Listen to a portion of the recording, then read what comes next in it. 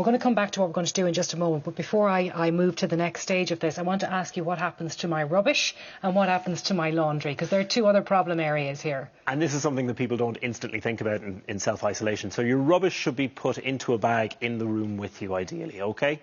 And then if you're living on your own, that should be put into a second bag, and it should be kept by you until you get an answer as to whether or not you have this virus. Because if you put it out, then the person collecting your rubbish may end up being infected. With your laundry, you want to be washing that at a 60-degree wash to try and kill as much of the virus particles as you can with it. Ideally, should I be using gloves?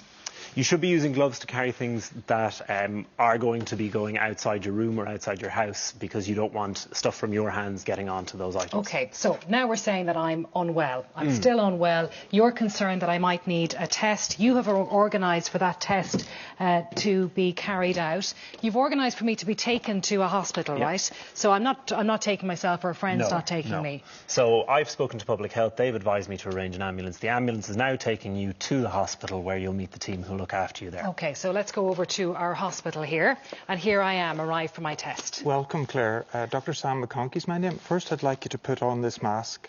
OK, so here's the mask that I would put on. Obviously, for our purposes, I'm not going to wear this, but this is what I would be wearing because you don't want to get anything that I might have, right? So I've been given your number and your name by the public health doctors, and they've asked me to test you for coronavirus. I'd like you to have a seat here. There are two real things I'd like to do. One is we want to do some tests. We want to do your blood pressure, your pulse, your respiratory rate and your oxygen saturations. And then secondly, I'm going to take swabs for the coronavirus.